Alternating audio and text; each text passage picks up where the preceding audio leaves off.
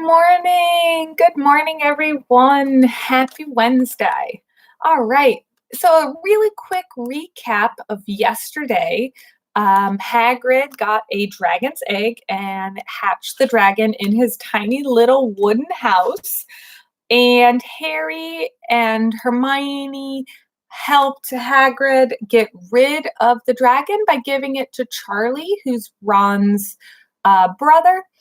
But the last sentence of the chapter was Filch saying, "Well, well, well," he whispered, "we are in trouble." All right. So today we are joined by Mr. Dave. So please use the chat to react to the book, to ask questions about the book, and Mr. Dave is here to help us. All right. I hope you're ready. Chapter 15. The Forbidden Forest. Things couldn't have been worse.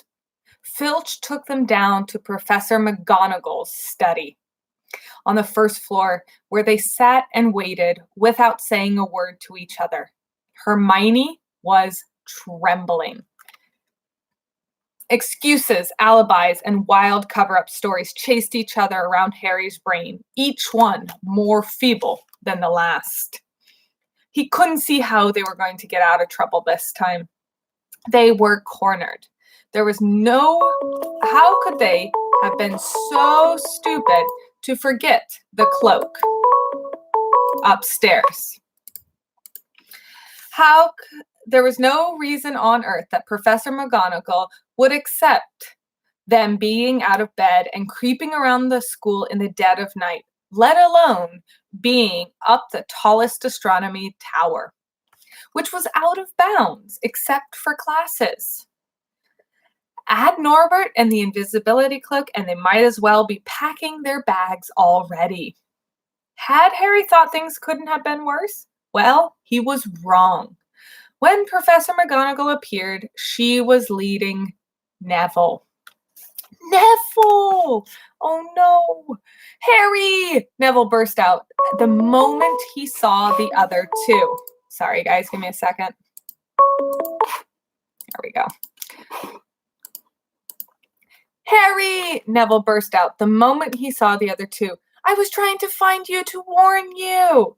I heard Malfoy saying he was going to catch you. He said you had a Harry shook his head violently to make Neville be quiet, but Professor McGonagall had seen. She looked more likely to breathe fire than Norbert as she towered over the three of them. "I would have never believed this of any of you. Mr. Filch said you were up the astronomy tower. It's 1:00 in the morning. Explain yourselves." It was the first time Hermione had ever failed to answer a teacher's question. She was just staring at her slippers, as still as a statue. "I think I've got a good idea of what's going on," said Professor McGonagall. "It doesn't take a genius to work it out. You fed Draco Malfoy some lie of a story about a dragon trying to get him out of bed and into trouble. I've already caught him. I suppose you think it's funny that Longbottom here heard the story and believed it too." Harry caught Neville's eye and tried to tell him without words that this wasn't true, because Neville was looking stunned and hurt. Poor blundering Neville. Harry knew what it must have cost him to try and find them in the dark to warn them. "I'm disgusted," said Professor McGonagall. "4 students out of bed in one night. I've never heard of such a thing. You, Miss Granger, I thought you would have more sense. As for you, Mr. Potter, I thought Gryffindor would have meant more to you. All 3 of you will receive detention. Yes, you too, Mr. Longbottom. Nothing gives you the right to walk around the school at night. Especially these days, it's very dangerous. And 50 points will be taken from Gryffindor." 50? Harry gasped. They would lose the lead he had won them in the last Quidditch match. 50 points each, said Professor McGonagall, breathing heavily through her long, pointed nose. Professor, please. You can't. Don't tell me what I can't and can't do, Potter. Now get back to bed, all of you. I have never been ashamed of Gryffindor as much as I am now.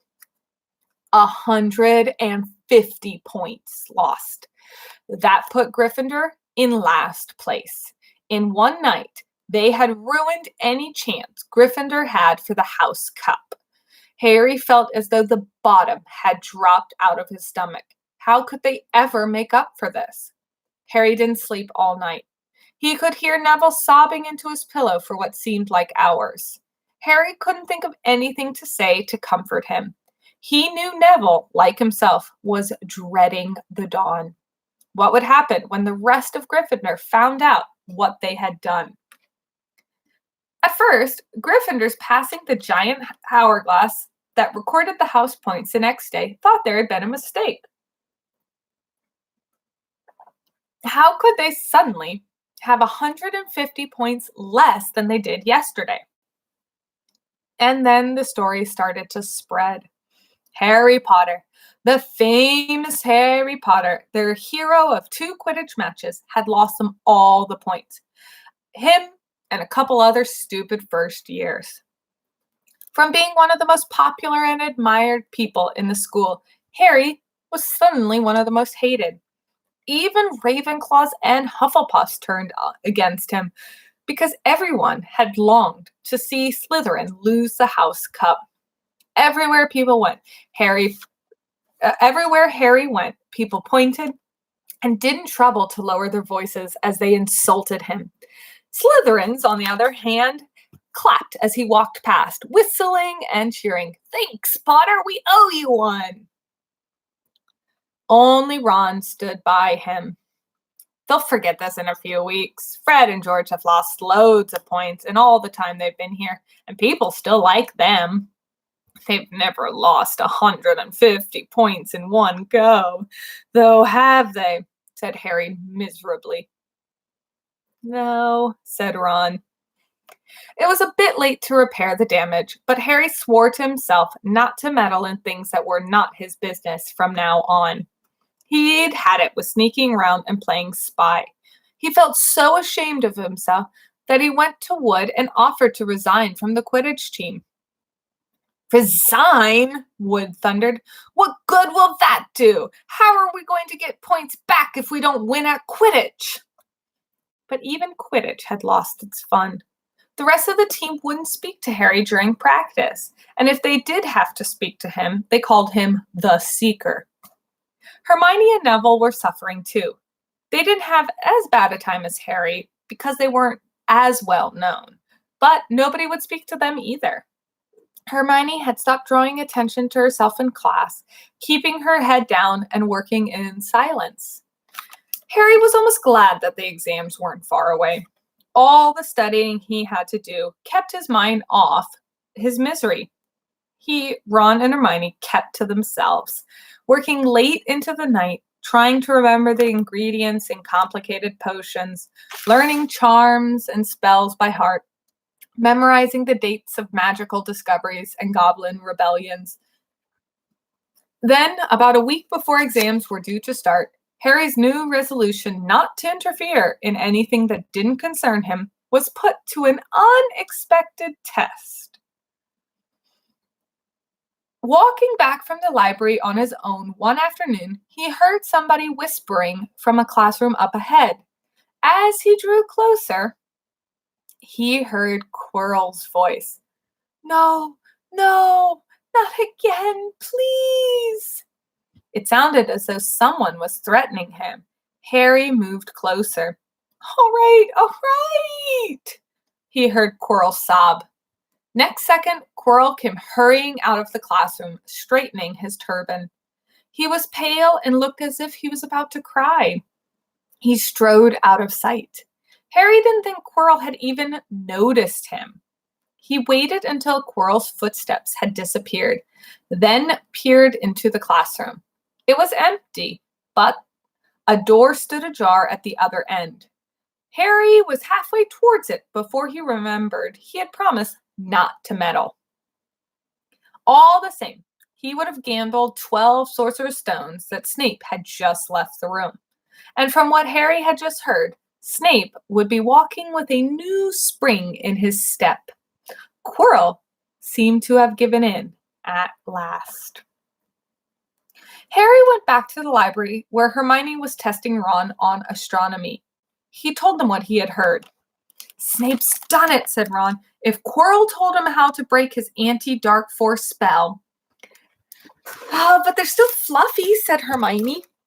"Maybe Snape's found out a way to get past Fluffy without asking Hagrid," said Ron, looking up at the thousands of books surrounding them. "I bet there's a book somewhere in here telling you how to get past a three-headed dog. So, what are you going to do, Harry?" The light of adventure was kindling in Ron's eyes, but Hermione answered before Harry could. "Go to Dumbledore," she said. "That's what we should have done ages ago. If we try anything ourselves, we'll be thrown out for sure." "But we have no proof," said Harry. "Quirrell's too scared to back us up. Snape's only got to say he doesn't know how the troll got in Halloween, and he was nowhere near the third floor. Who do you think they'll believe, us or him? It's not exactly a secret that we hate him. Dumbledore will think we made it up to get him sacked. Filch won't help us if his life depended on it. He's too friendly with Snape, and the more students that get thrown out, the better, he thinks. And don't forget, we're not supposed to know about the stone or Fluffy. It'll take a lot of explaining." Hermione looked convinced, but Ron didn't. "If we just did a little poking around—" "No," said Harry flatly. "We've done enough poking." He pulled a map of Jupiter towards him and started learning the names of its moons. The following morning, notes were delivered to Harry, Hermione, and Neville at breakfast. They were all the same. "Your detention will take place at 11 o'clock tonight. Meet Mr. Filch in the entrance hall. Professor M. McGonagall." Harry had forgotten they still had detention to do in the horror over the points they had lost. He half expected Hermione to complain that it was a whole night of studying lost, but she didn't say a word. Like Harry, she felt they deserved what they got. At 11 o'clock that night, they said goodbye to Ron in the common room and went down to the entrance hall with Neville. Filch was already there, and so was Malfoy. Harry had almost forgotten Malfoy had gotten detention too. "Follow me," said Filch, lighting a lamp and leading them outside. "Bet you'll think twice about breaking school rules again, won't ya?" he said, leering at them. "Oh, yes, hard work and pain are the best teachers, if you ask me. Hang you by your wrist from the ceiling for a few days. I still got the chains in my office. Keep 'em well oiled, just in case they're ever needed again. Right, off we go. Now don't think about running off. It'll be worse for you if you do." They marched off across the dark grounds. Neville kept sniffling. Harry wondered what their punishment would be. It must be something really, really horrible, or Filch wouldn't be so happy.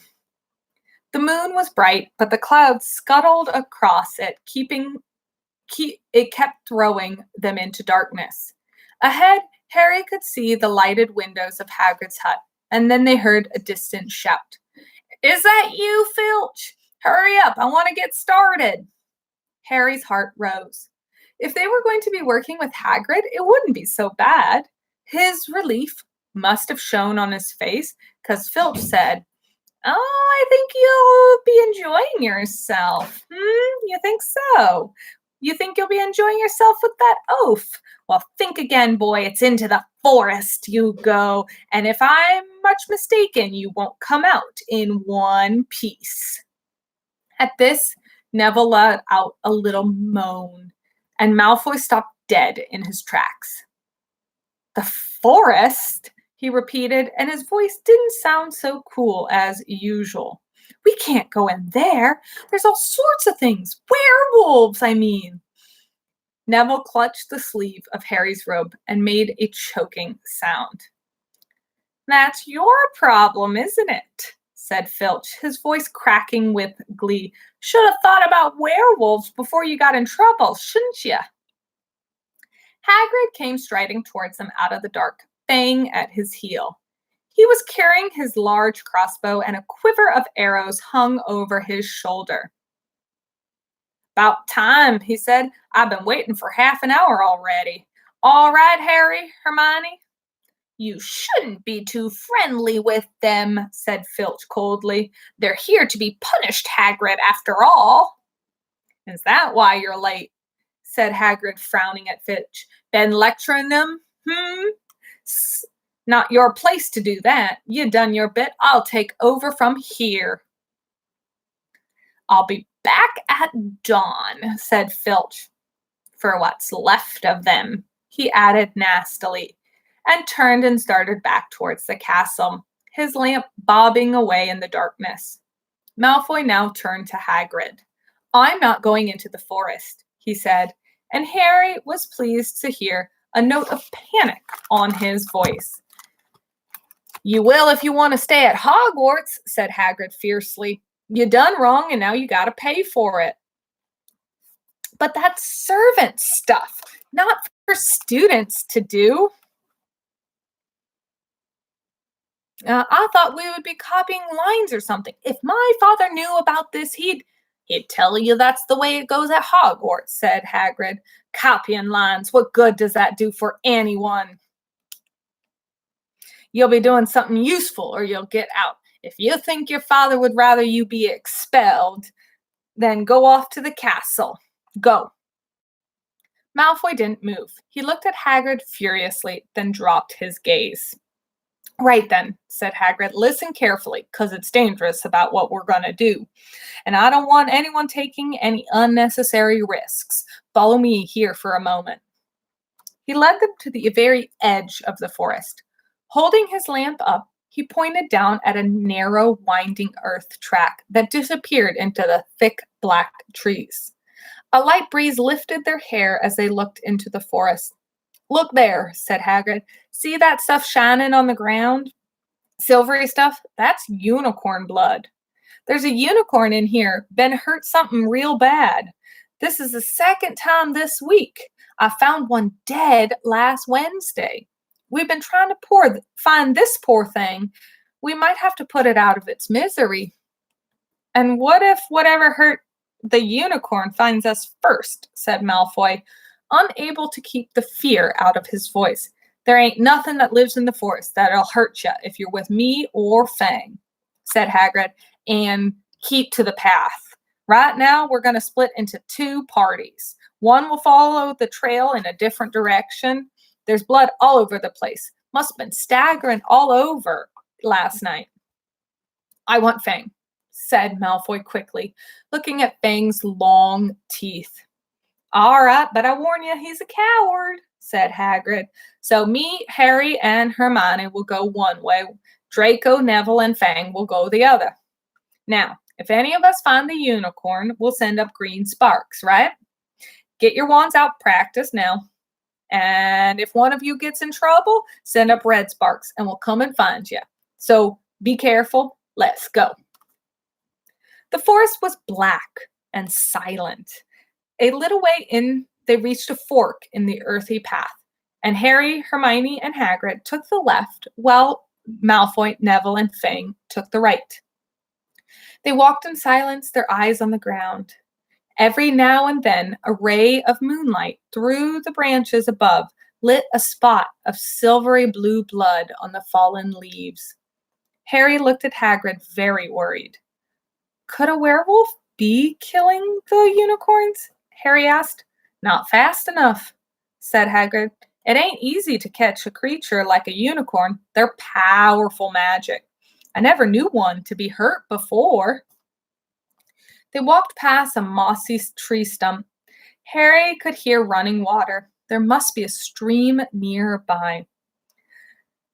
There was still spots of unicorn blood here and there along the winding path. "You all right, Hermione?" Hagrid whispered. "Don't worry, it couldn't have gotten far or hurt this badly. And then we'll be able to get behind the tree." Hagrid seized Harry and Hermione, hoisted them off the path and behind a towering oak tree. He pulled out an arrow, fitted it to his crossbows, raising it ready to fire. The three of them listened. Something was slithering over dead leaves nearby. It sounded like a cloak trailing along the ground. Hagrid was squinting up the dark path, but a few seconds later the sound faded away. "I knew it," he murmured.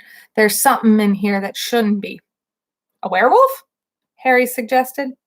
"That ain't no werewolf, and that ain't no unicorn neither," said Hagrid grimly. "Right, follow me, but be careful now." They walked more slowly, ears straining for the faintest sound. Suddenly, in the clearing ahead, something definitely moved. "Who's there?" Hagrid called. "Show yourself, I'm armed." Into the clearing came, was it a man? A horse? To the waist, a man with red hair and a beard, but below that was a horse's gleaming chestnut body with long reddish tail. Harry and Hermione's jaws dropped. "Oh, it's you, Rowan," said Hagrid in relief. "How you doing?" He walked forward and shook the centaur's hand. "Good evening to you, Hagrid," said Rowan. He had a deep, sorrowful voice. "Were you going to shoot me?" "Can't be too careful, Rowan," said Hagrid, patting his crossbow. "There be something bad in this forest. This is Harry Potter and Hermione Granger, by the way, students up at the school. And this is Rowan, you two. He's a centaur." "We noticed," said Hermione faintly. "Good evening," said Rowan. "Students, are you? And do you learn much up at the school?" A bit," said Hermione timidly. "A bit? Well, that's something," Rowan sighed. He flung back his head and stared up at the sky. "Mars is bright tonight." "Yeah," said Hagrid, glancing up too. "Listen, I'm glad we run into you, Rowan, 'cause there's a unicorn been hurt. You see anything?" Rowan didn't answer immediately. He stared unblinkingly upwards, then sighed again. "Always the innocent are the first victims," he said. "So it has been for ages, and so it is now." "Yeah," said Hagrid. "But you seen anything, Rowan? Anything unusual?" "Mars is a bit bright tonight," Rowan repeated while Hagrid watched him impatiently. "Unusually bright." "Yeah, but I was meaning anything unusual a little closer to home," said Hagrid. "So, you notice anything strange?" Yet again, Rowan took a while to answer.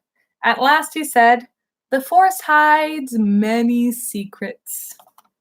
A movement in the trees behind Rowan made Hagrid raise his bow again. But it was only a second centaur, black hair and bodied wilder looking than Rowan. "Hello, Bane," said Hagrid. "All right." "Good evening, Hagrid. I hope you are well." Well enough. Look, I've been just asking Rowan. You seen anything a bit odd lately? A unicorn's been injured. Would like to know. Do you know anything?" Bane walked over and stood next to Rowan. He looked skywards. "Mars is a bit bright tonight," he said simply. Well, we've heard," said Hagrid grumpily. "Well, if either of you two see anything, let me know, won't you? We'll be off then." Harry, Hermione followed him out of the clearing, staring back over their shoulders at Rowan and Bane until the trees blocked their view. "Never," said Hagrid irritably. "Never try to get a straight answer out of a centaur. Ruddy star gazers, not interested in anything closer than the moon." Are there many of them in here? Asked Hermione. Oh, a fair few. Keep to themselves mostly, but they're good enough about turning up if I ever want a word. They are deep mind centaurs. They know things, just don't let on much. Do you think that was a centaur we heard earlier? Asked Harry. Did that sound like hooves to you? Nah, if you ask me, that was what's been killing them unicorns. Never heard anything like it before. They walked on through the dense, dark trees. Harry kept looking over his shoulder nervously. He had a nasty feeling that they were being watched, and he was very glad that Hagrid and his crossbow were with them. They had just passed a bend in the path when Hermione grabbed Hagrid's arm. Hagrid, look! Red sparks! The others are in trouble! You two wait here, said Hagrid. Stay on the path. I'll come back for you. They heard him crashing away through the undergrowth and stood staring at each other, very scared, until they couldn't hear anything but the rustling of leaves around them. You don't think they've been hurt, have you? Whispered Hermione. I don't care if Malfoy got hurt, but it's our fault Neville is here. The minutes dragged by. Their ears seemed sharper than usual. Harry seemed to be picking up every sigh of the wind, every cracking twig. What was going on? What was happening to the others? At last, a great crunching noise announced Hagrid's return. Malfoy, Neville, and Fang were with him. Hagrid was fuming. Malfoy, it seemed, had snuck up behind Neville, grabbed him as a joke, and Neville had shot up the red sparks in fear. We'll be lucky if we catch anything now, said Hagrid, with the racket you two were making. Rat, we'll change groups. Neville, you stay with me and Hermione. Harry, you go with Fang and this idiot. I'm sorry, Hagrid whispered to Harry, but he'll have a harder time frightening you. So Harry set off into the heart of the forest with Malfoy and Fang. They walked for nearly half an hour, deeper and deeper into the forest, until the path became almost impossible to follow because the trees were so thick. Harry thought the blood seemed to be getting thicker and thicker. There were splashes on the roots of a tree, as though the poor creature had been thrashing around in pain close by. Harry could see a clearing ahead through the tangled branches of an ancient oak. Look, he murmured, holding out an arm to stop Malfoy.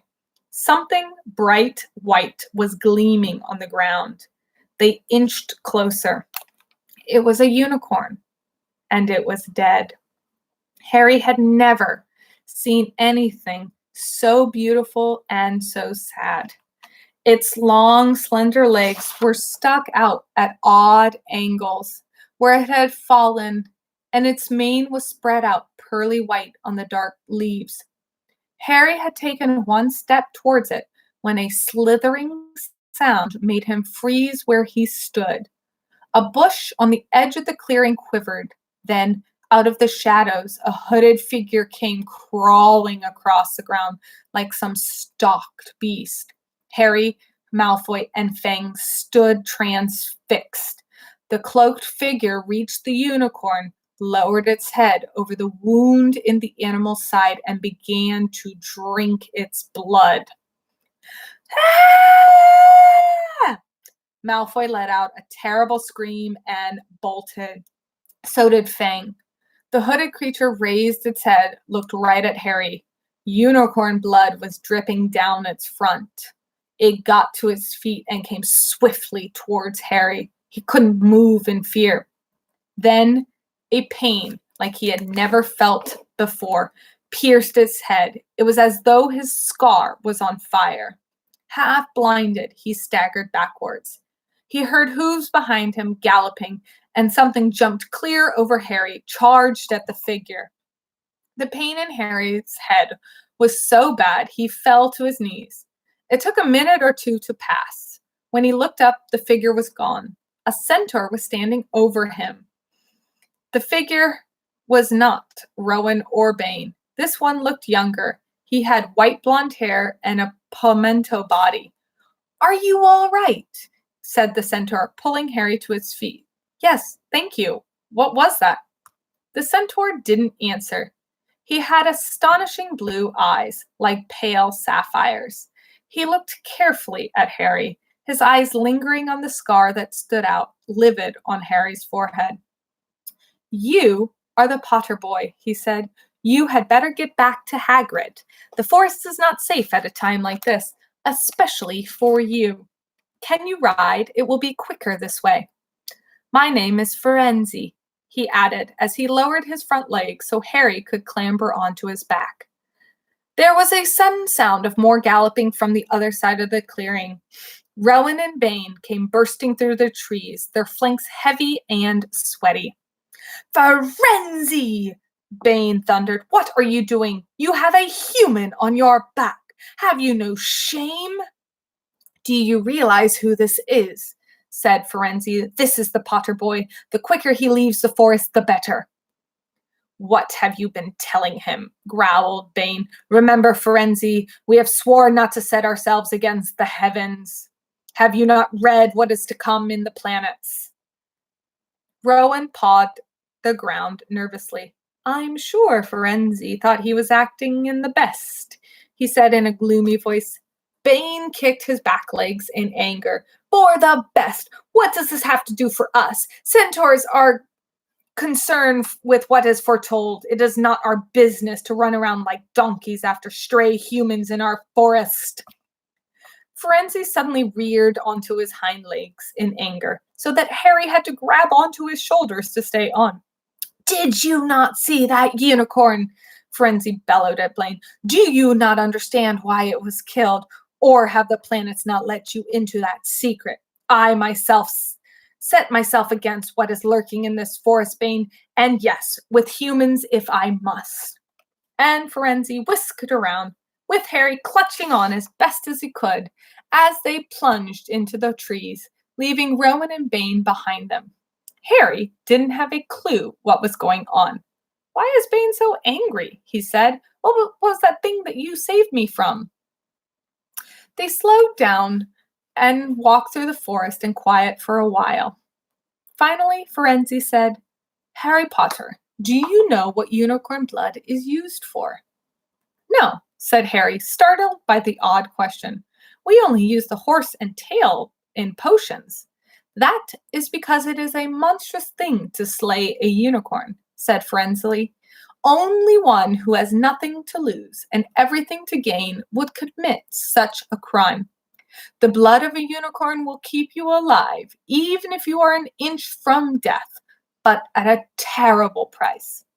You have slain something pure and defenseless to save yourself, and you will have but a half-life, a cursed life, from the moment the blood touches your lips. Harry stared back at Firenze's head, which was dappled silver in the moonlight. But who would be that desperate? He wondered aloud. If you're going to be cursed forever, death is better, right? It is, Firenze agreed, unless you need to stay alive long enough to drink something else. Something that will bring you back to full strength and power. Something that means you can never die. Mr. Potter, do you know what is hidden at this school right now? The Sorcerer's Stone! Can you not think of anyone who has waited many years to return to power, who has clung to life, awaiting their chance? It was as though an iron fist had clenched suddenly around Harry's heart. Over the rustling of trees, he seemed to hear once more what Hagrid had told them the night they had met. Some say he died. Coswallop, in my opinion. Dunno if he has enough human left in him to die.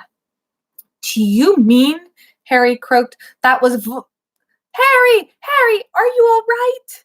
Hermione was running towards them on the path, Hagrid puffing along behind her. I'm fine, said Harry, hardly knowing what he was saying. The unicorn's dead, Hagrid. It's in that clearing back there. This is where I leave you, Firenze murmured as Hagrid hurried off to examine the unicorn. You are safe now. Harry slid off his back.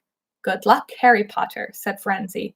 The planets have been read wrong before, even by centaurs. I hope this is one of the times. He turned and cantered back into the depths of the forest, leaving Harry shivering behind him. Ron had fallen asleep in the dark common room, waiting for them to return. He shouted something about Quidditch when Harry shook him roughly awake. In a matter of seconds, he was wide awake as Harry began to tell him and Hermione what had happened in the forest. Harry couldn't sit down. He paced down, up, and front, still shaking. Snape wants the stone for Voldemort, and Voldemort was in the forest, and all this time we thought Snape just wanted to get rich. Stop saying the name, said Ron, terrified. Harry wasn't listening. Firenze saved me, but he shouldn't have. Bane was furious. He was talking about interfering with the planets, saying what was going to happen. They must have shown Voldemort's coming back. Bane thinks Firenze should have let Voldemort kill me. I mean, I suppose that's written in the stars, too. Will you stop saying his name? Ron hissed. So, all I have to do is wait for Snape to steal the stone, Harry went on feverishly. Then Voldemort will come back and finish me. Well, I suppose Bane will be happy then.